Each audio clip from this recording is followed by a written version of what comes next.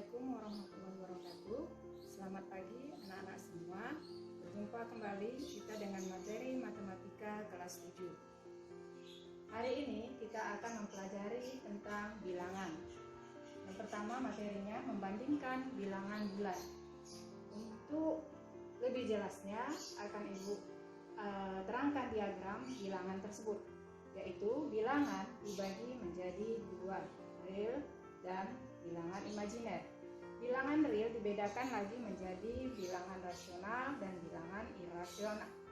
Bilangan rasional dibedakan menjadi bilangan bulat dan bilangan pecahan. Bilangan bulat dibedakan menjadi bilangan cacah dan bilangan negatif.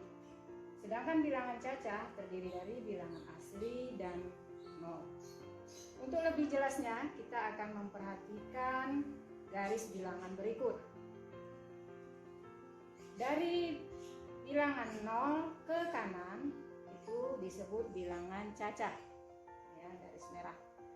Kemudian dari bilangan 1 ke kanan itu disebut bilangan asli. Sedangkan untuk bilangan dari negatif 1 ke kiri itu dikatakan bilangan negatif. Nah, ini garis bilangan ini akan membantu kamu untuk mempelajari tentang bilangan bulat. Kita lanjutkan. Untuk membandingkan suatu bilangan, kita letakkan posisinya di garis bilangan. Makin ke kanan bilangan tersebut makin besar.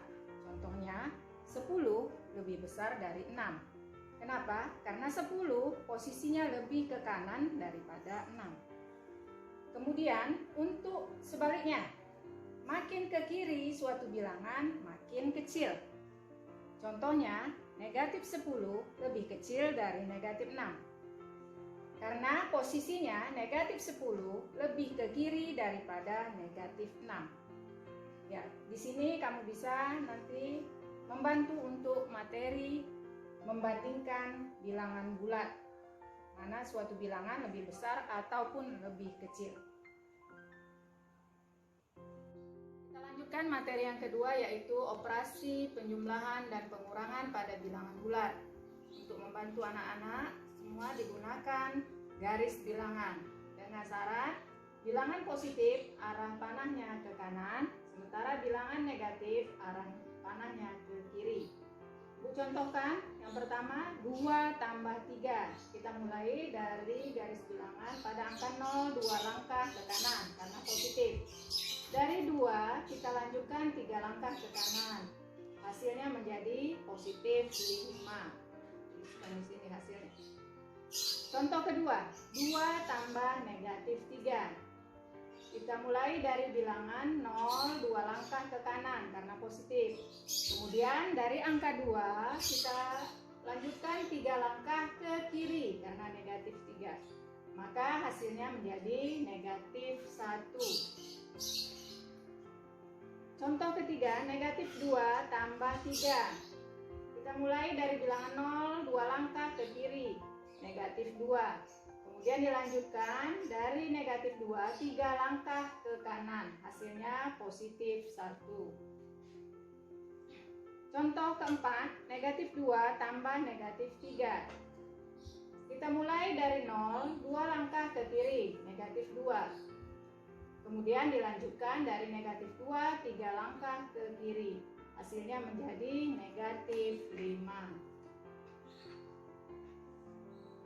Contoh kelima, 2 kurang 3. Nah, ini maksudnya sama dengan 2 tambah negatif 3.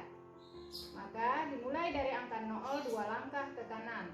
Kemudian dari angka 2, 3 langkah ke kiri. Maka hasilnya negatif 1. Contoh ke-6, negatif 2 kurang 3. Ini maksudnya sama dengan negatif 2 tambah negatif 3. Dimulai dari 0, 2 langkah ke kiri, jadi negatif 2. Kemudian dilanjutkan 3 langkah ke kiri, maka hasilnya menjadi negatif 5. Contoh ke-7, negatif 2. Contoh ke-7, 2 kurang negatif 3.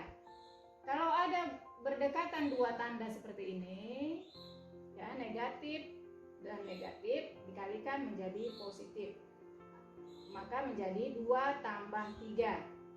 Dimulai dari 0, 2 langkah ke kanan, kemudian dilanjutkan 3 langkah ke kanan. Hasilnya menjadi positif 5. Contoh terakhir, negatif 2 kurang negatif 3.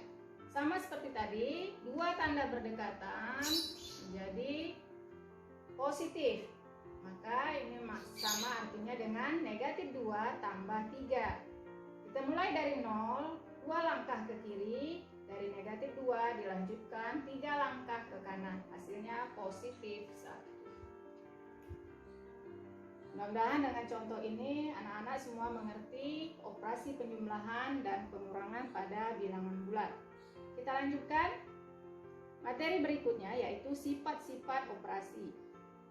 Yang pertama, tertutup untuk penjumlahan dan pengurangan. Misalkan A tambah B sama dengan C, A kurang B sama dengan D. Maka maksudnya tertutup, A, B, C, dan D itu tetap dalam himpunan bilangan bulat. Itu jadi maksudnya tertutup, tidak keluar dari bilangan bulat. Yang kedua, komutatif untuk penjumlahan. Misalkan A tambah B sama dengan B tambah A. Nah, sifat komutatif ini tidak berlaku untuk pengurangan. Yang ketiga, asosiatif untuk penjumlahan.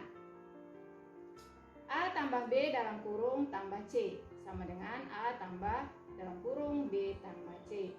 Sifat asosiatif juga tidak berlaku untuk pengurangan. Untuk lebih jelasnya, contoh-contohnya kamu bisa baca di buku BOS. Materi yang pertama tentang bilangan bulat.